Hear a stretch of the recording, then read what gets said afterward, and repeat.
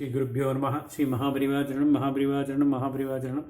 இன்றைக்கி தெய்வத்தின் குரல் பாகம் 4 குரு என்ற தலைப்பில் பெரிவா சொல்கிறத மேலே வாசிக்கிறேன். இது பக்கம் 383 ஆரம்பிக்கிறது. வருங்காலத்துக்காக வித்வான்கள் பணத்துக்காக பறக்கப்படாது, பிராபல்யத்துக்காகவும் பறக்கப்படாது என்று நான் சொன்னதால் அவர்களை காய போட வேண்டும், எந்த ரெக்கக்னிஷனும் இல்லாமல் மூலையில் தள்ளி வைக்க வேண்டும் என்று மற்ற ஜனங்கள் அர்த்தம் பண்ணி கொண்டு விடக்கூடாது. பரம தியாகிகளாக இருந்தாவது வித்தியைகளை பேண வேண்டும் என்பது அவர்களுடைய லட்சியமாக இருக்க வேண்டும் என்பது போலவே அவரவரும் ஏதோ கொஞ்சமாவது பணம், பொழுது முதலியவற்றை தியாகம் செய்து நம்முடைய தேசத்தின் இந்த அறிவு பிதரார்ஜிதம் நசித்து போகாமல் காப்பாற்ற வேண்டும் என்பது மற்றவர்களுடைய லட்சியமாய் இருக்க வேண்டும். அதாவது இப்பொழுதுள்ள வித்வான்களையும் மற்ற பண்டைய கலைகளை அறிந்தவர்களையும் தேடி கண்டுபிடித்து பொருளாதார ரீதியிலும் சமூக கௌரவத்திலும் அவர்களுக்கு உயர்வு தந்து அவர்களுக்கு சிஷ்ய பரம்பரை உண்டாகி இந்த வித்தியைகள் வருங்காலத்துக்கும் போகும்படியாக பண்ண வேண்டும், உயிரோடு ஒட்டி வைக்க வேண்டும். இப்பொழுதும் நம் பண்டைய சாஸ்திரங்களில் ரிசர்ச் என்பது கொஞ்சம் நடக்கத்தான் நடக்கிறது. ஆனால் அது அகடமிக்காக சமூக வாழ்க்கையோடு ஒட்டாமல் நடக்கிறது.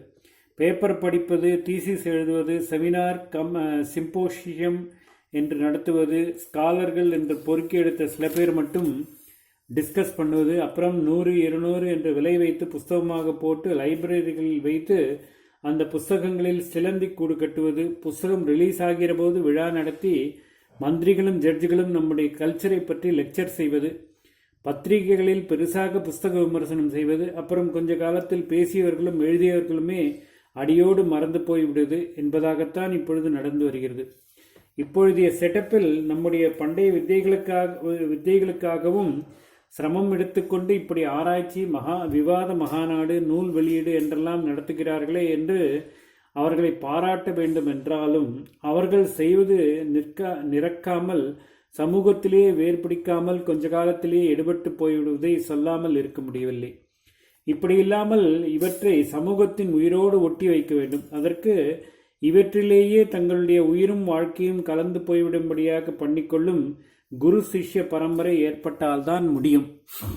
நம்முடைய சாஸ்திரங்களை நிஜமாகவே காப்பாற்ற வேண்டுமென்றால் அவற்றிலுள்ள விஷயங்களை மாத்திரம் புஸ்தகம் போட்டு லைப்ரரியில் வைப்பதில் பிரயோஜனமில்லை. அப்படியே இந்த புஸ்தகங்களை யாராவது படித்து தெரிந்து கொண்டு இப்பொழுது நடக்கிற ரீதியிலே மேலும் ரிசர்ச் பண்ணி மேலும் புத்தகங்கள் போடுவதாக வைத்துக்கொண்டாலும் அதனால் நிலைத்து நிற்கிறதாக பயன் எதுவும் விளையாது.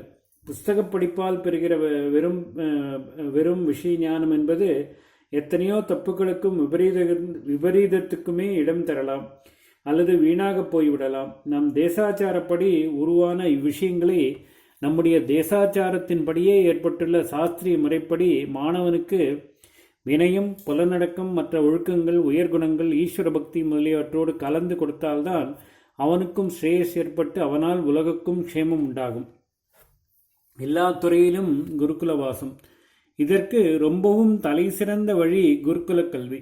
உண்மையான குருகுல முறையை கடைபிடித்து குருவுடைய அறிவோடு அருளையும் சேர்த்து வாங்கி கொண்டு வித்யாபியாசம் பெற்றால் எல்லா குறைபாடுகளும் போய்விடும். செக்யூலர் எஜுகேஷன், லௌகீக கல்வி கூட இம்மாதிரி ரிட்டையரான ஆசிரியர்களிடமிருந்தும் ப்ரொஃபஸர்களிடமிருந்தும் அவர்களோடே வசித்து அவர்களுக்கு தொண்டு செய்து கொண்டே கற்று பிரைவேட்டாக பரீட்சை எழுத இடமிருந்தால் அப்படி செய்வது ரொம்பவும் ஸ்லாக்கியம். பிள்ளையாண்டான் 1 வருஷம் கோட் அடித்து விட்டதாக நினைத்து கொண்டு 1 வருஷமாவது உங்கள் குழந்தைகளை குருகுல வாசம் செய்ய விட்டு அதற்கான உதவியை குருவுக்கு பண்ணுங்கள். அல்லது கோடை விடுமுறை 2 மாசத்திலாவது இதை நடத்தி பார்க்க வழி தேடுங்கள் என்றெல்லாம் அடிக்கடி நானும் சங்கு ஊதிக்கொண்டே இருக்கிறேன். விடுகிற போது விடியட்டும். குருகுல கல்விக்கு அடுத்தபடியாக நெக்ஸ்ட் பெஸ்ட் என்கிறார்களே, அப்படி வருவது சாஸ்திரோக்தமான முறையில் குருமார்கள் கட்டுப்பாட்டின் கீழ் பல பசங்கள் ரெசிடென்ஷியலாக அங்கேயே வசித்து கொண்டு படிக்கிற வித்யாசாலைகள். 2ல் 1 ஏற்பட்டு விருத்தியாவதற்கு உங்களை தூண்டி விடுவதற்காகத்தான் இத்தனை நேரம் குருகுலம் பற்றியும் கடிகாஸ்தானம் பற்றியும் சொன்னேன். அம்பாள் அருள்வாளாக. நான் எத்தனை சொன்னாலும் அதில் கொஞ்சமாவது உங்கள் மனசில் பட அம்பாள் தான் அனுகிரகம் செய்ய வேண்டும். சர்வஜனான ஈஸ்வரனோடு கலந்திருக்கிற அம்பாள் தான் சோபைகளிலெல்லாம் பரமசோபையோடு பிரகாசிப்பதான வித்தியின் சுரூபம் என்று ஆச்சாரியால் கேனோபிஷனிஷத் பாஷ்யத்தில் சொல்கிறார். அவள்தான் நம் எல்லார் மனசிலும் புகுந்து நம்முடைய புராதன வித்தியைகளை ரட்சிப்பதில் நம்மை செலுத்த வேண்டும்.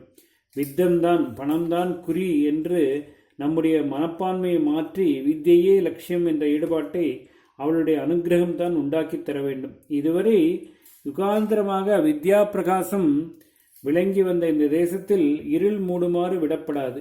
வித்தியைதான் பெரிய பிரகாசம் என்று சொன்ன ஆச்சாரியால் உமா பரமேஸ்வரி மாத்திரம்தான் இப்படி வித்தியால் ஜொலித்து கொண்டு ஹைமவதி என்ற பெயர் பெற்றாள் என்றில்லை. எவன் வித்தியை பயின்று வித்வானானாலும் அந்த வித்தியை அவனுக்கு ஒரு தேஜஸ் மெருகை கொடுத்துவிடும் என்று முடித்திருக்கிறார். ஹைமவதி என்று இந்த இடத்தில் உபனிஷத்திலே அம்பாளுக்கு பெயர் சொல்லியிருப்பதற்கு 2 விதமாக அர்த்தம் பண்ணலாம். ஒன்று, ஹிமம் என்பது பனி, அதனால் பனி மலையாள ஹிமவானுக்கு பிறந்த இவள் ஹைமவதி என்பது. ஹிமத்தை குறித்து ஹைமம், சிவத்தை குறித்தது சைவம் என்கிறார் போல இங்கே இகாரம் ஐகாரம் ஆகிறது. இதே மாதிரி சம்ஸ்கிருத இலக்கணத்தில் ஏகாரமாக ஆரம்பிக்கும் வார்த்தையிலிருந்து உண்டாகிற டெரிவேட்டிவ்களும் ஐ ஆகிவிடும். ஏகத்திலிருந்து ஐக்கியம், கேகையன் பெண் கைகேயி. இந்த ரூல் படி ஹிமம் போலவே ஹேமம் என்ற சொல்லின் அடியாகவும் ஹைமவதி பெயர் ஏற்படும். ஹேமம் என்றால் தங்கம், தங்கமாக ஜொலிப்பவள் ஹைமவதி. பகுசோபை உள்ளவள் என்று உபனிஷத்தே இங்கு அம்பாளை குறிப்பதால் ஸ்வர்ண காந்தியாய் ஜொலிப்பவள் என்று பொருள் கொள்வதும் ரொம்ப பொருத்தம்தான். ஆச்சாரியால் 2 அர்த்தங்களையும் ஒப்புக்கொண்டு இந்த சோபைக்கு ஜொலிப்புக்கு அவள் வித்யாரூபிணியாய் இருப்பதே காரணம் என்கிறார். அப்புறம் தன் வாக்கிய பாஷ்யத்தை முடிக்கிற இடத்தில் வித்வானாக ஒருவன் இருந்தால் அவன் அங்கலட்சணப்படி குரூபியாய் இருந்தாலும் கூட பகுசோபையுடன் பிரகாசிக்கிறான். விரூபோ அபி வித்யாவான் பகுசோபத்தே என்கிறார். சதாச்சாரத்தோடு படிப்பாடிகளாக இருக்கப்பட்டவர்களை பார்த்த மாத்திரத்தில் முகத்தில் என்ன அறிவுக்களை, என்ன தேஜஸ் என்று சொல்ல முடிகிறது. அதேபோல் மூஞ்சியை பார்த்தாலே சோதாக்களை என்றும் சொல்கிறோம்.